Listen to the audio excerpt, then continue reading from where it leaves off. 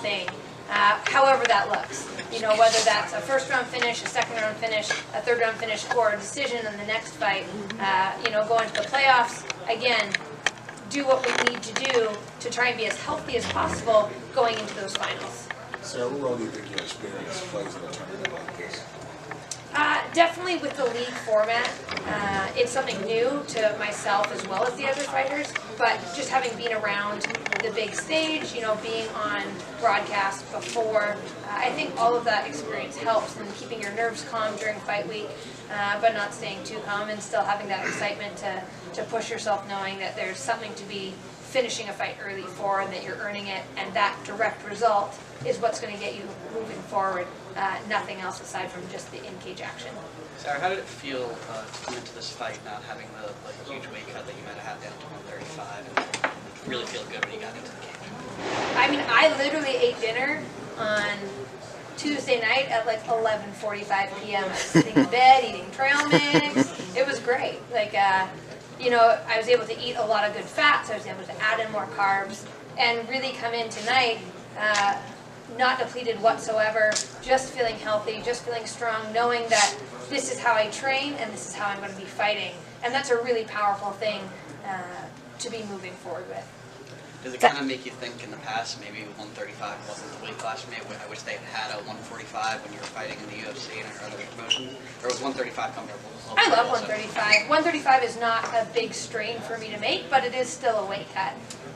You know, realistically 155, I'm trying to keep weight on, you know, to weigh in at 153. But it also makes camp really enjoyable because if I go to my niece or nephew's birthday party and I want a piece of birthday cake, surprise, I can have it. So it's a bonus, you know, that I can still enjoy a lot of things, but also have that mental kind of fortitude and focus to make sure that I'm not just, you know, eating whatever and gaining bad weight that's not going to translate into useful in a fight.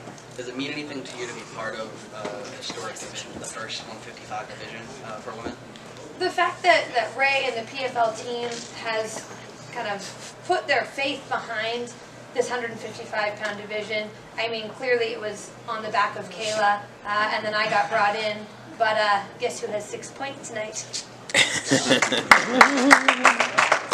you get to watch any of the other fights in the division? What was your impression of the talent they brought in on top of Kayla? I mean, I think it's like a very wide mix of talent. You know, we have Brazilian Jiu-Jitsu black belts, we have high-level boxers, we have champions in Muay Thai who might not have as much MMA experience, but have that experience in other aspects. And so I think over the course of the season, we're going to see a big shift and a lot of growth in some of the other ladies that we're fighting tonight, and also in myself. I want to always challenge to be better and to improve and to make every performance that much sharper and that much more precise. And I think that we're going to see that throughout the division, and the fact that we have the opportunity and that 155 pounds is an option for girls who don't want to cut down a ton of weight and want to feel healthy. It's very progressive, and I think that as a whole, fans are going to get really behind it, and next season you're going to see more and more athletes coming into this division knowing that it's a viable option for great money and a lot of fights. What do you think is Kayla's performance? I thought that Kayla did well. I think she's going to be really frustrated with her performance, given that she is an elite athlete. She's, of course, everyone knows, a two-time Olympian. But, you know, she was patient, she was collected, she was calm.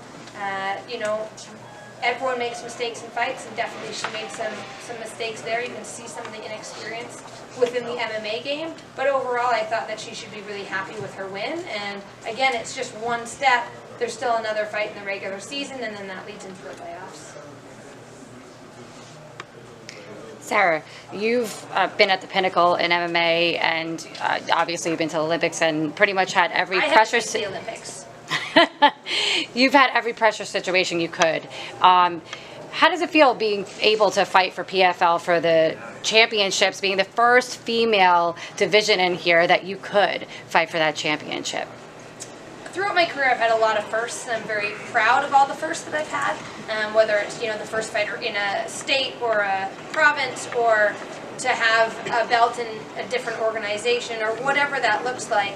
And this would be pretty amazing to have had the belts, the 3 belts that I've had in the past, and then be the first person to have 4 different world title belts. in MMA, and then be the, I don't know if there's been ever a 155-pound lightweight women's title out there. So it's something amazing. It's something great to be part of, and I'm very proud that, you know, I'm in kind of the pinnacle of the first season of what is going to be an amazing journey with PFL. So